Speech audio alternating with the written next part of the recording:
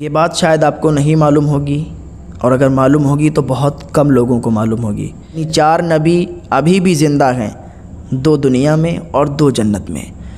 دنیا میں حضرت خضر علیہ السلام اور حضرت الیاس علیہ السلام، اور جنت میں حضرت عیسیٰ علیہ السلام اور حضرت ادریس علیہ السلام۔ حضرت ادریس علیہ السلام جنت میں کیسے گئے اور کیا واقعہ پیش ہوا وہ سنیے گا۔ ایک مرتبہ آپ جا رہے تھے، دھوپ بڑی شدت کی تھی، بڑی تیز تھی۔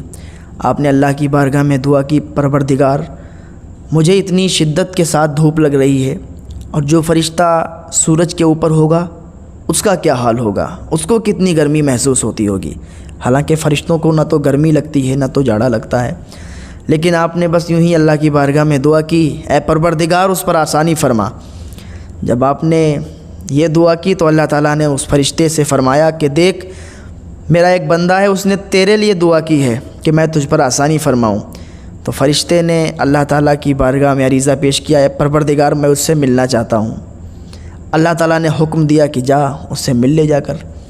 تو وہ فرشتہ حضرت ادریس علیہ السلام کے پاس آیا، اور آنے کے بعد کہا کہ آپ نے میرے لیے دعا کی، آپ کی جو تمنا ہو، جو بھی خواہش ہو، آپ مجھے بتائیے اور میں بھی آپ کے لیے کچھ کرنا چاہتا ہوں۔ تو حضرت ادریس علیہ السلام نے کہا اس سے بڑھ کر میرے لیے کیا ہوگا، مجھے جنت اور دوزخ اور تمام جگہوں کی سیر کرنی ہے۔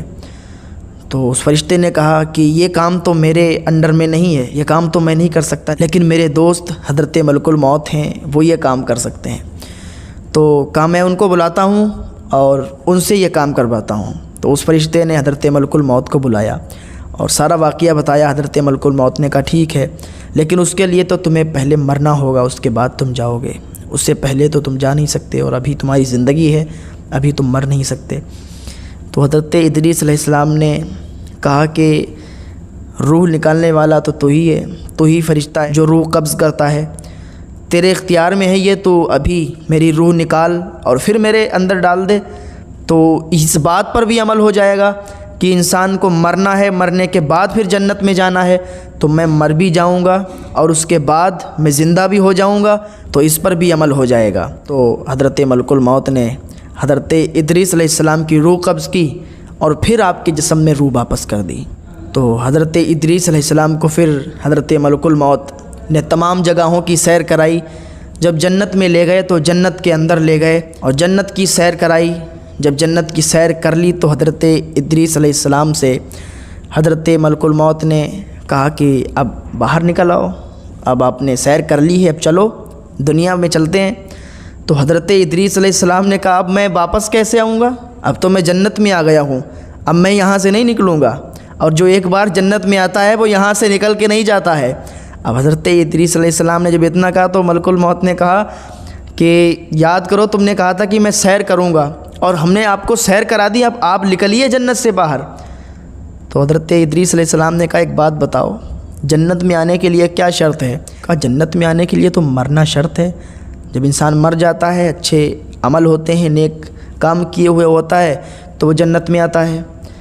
تو حضرت ادریس علیہ السلام نے کہا تو ذرا یاد کرو کہ مجھے موت آئی ہے کہ نہیں آئی ہے؟ تو حضرت ملک الموت نے کہا ہاں موت تو آئی ہے، کب پھر کس بات کے لیے آپ مجھے جنت سے باہر لے کے جا رہے ہو؟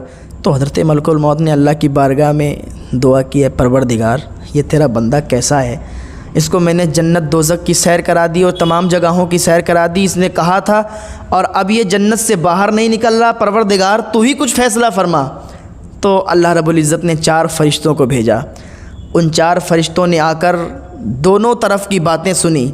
حضرت ملک الموت نے بھی اپنی بات رکھی، حضرت ادریس علیہ السلام نے بھی اپنی بات رکھی۔ تو ان فرشتوں نے فیصلہ کیا کہ بات تو ادریس کی ٹھیک ہے، جنت میں آنے کے لیے موت کا آنا ضروری ہے، جو کہ اس کو موت آئی ہے۔ تو حضرت ملک الموت اور ان فرشتوں میں بحث و مباحثہ ہونے لگا۔ تو اللہ تعالیٰ کا حکم ہوا اے میرے فرشتوں آپس میں بحث و مباحثہ نہ کرو، یہ میرا بندہ ہے، اب اسے جنت میں ہی رہنے دو، جنت سے مت نکالو۔